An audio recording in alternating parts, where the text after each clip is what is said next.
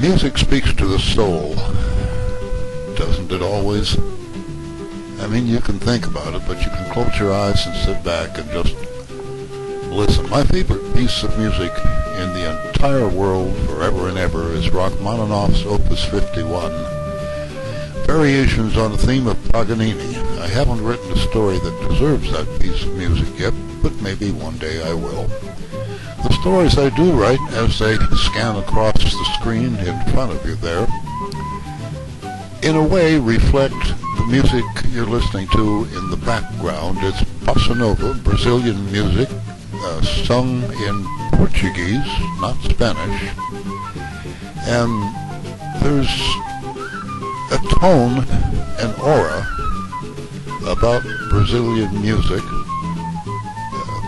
For instance, Sergio Mendes and one of the songs with Herbie Mann and Gilberto and Jobim and Astrid Gilberto.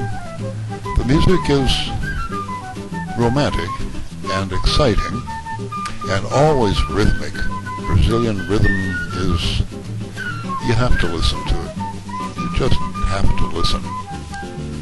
But it has also an overall and overriding tone of sadness, like love lost, or yearnings for love that's going to last forever, wishings and hopings.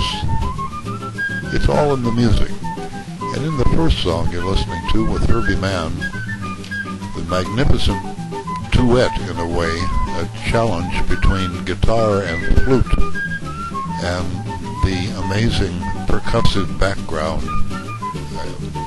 is something that just, I've listened to the song 100 times and finally found perhaps a use for it, and some other Brazilian songs, for some of my stories. Annie, that just passed by, takes place in Seattle, Washington. Space Needle is part of it, but also a jazz club is part of it. And another song that I'll one day feature, also Brazilian, by Kioma, I think.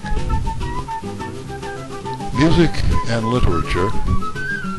I listen to music when I write. There was no music in Missy, but she was fun to write, because there can also be humor in romance.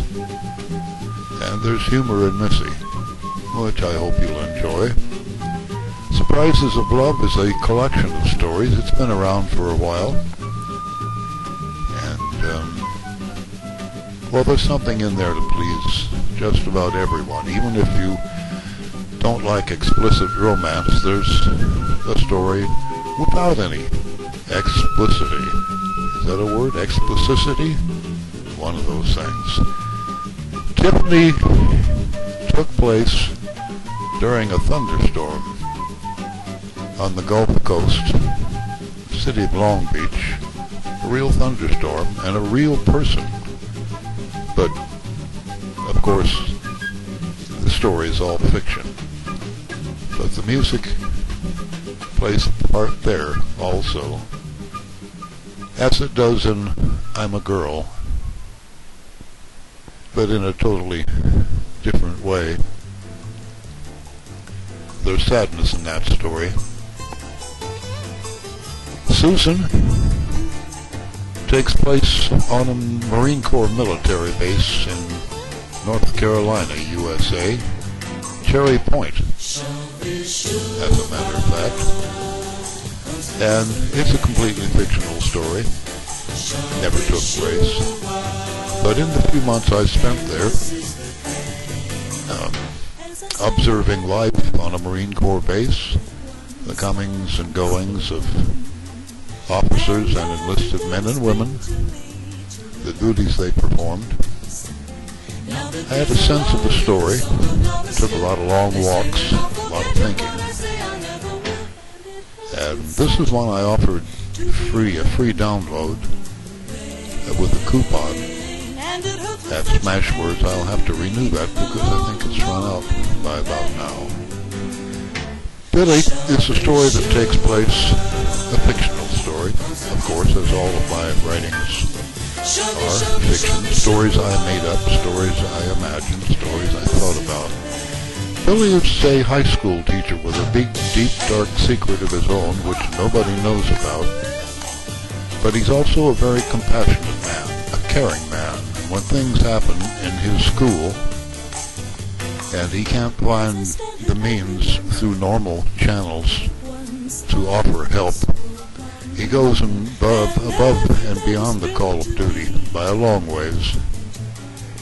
And strangely enough, the Good Samaritan soul in Billy goes from one thing to the next, to the next, and to the next in an intricate plot creation that was fun to write, fun to make work.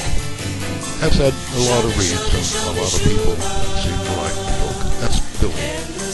Everything is available at Smashwords and allromance.com and one place for romance at Barnes & Noble and Amazon.com.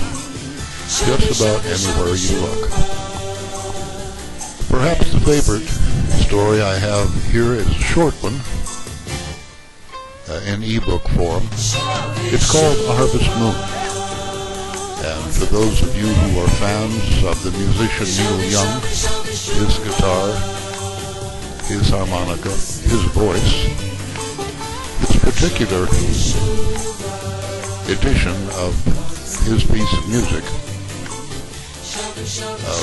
comes from his album Prairie Winds, which was released a couple of years ago, recorded somewhere in Nashville, and it has some delightful sub-performers that turn the song into a true delight.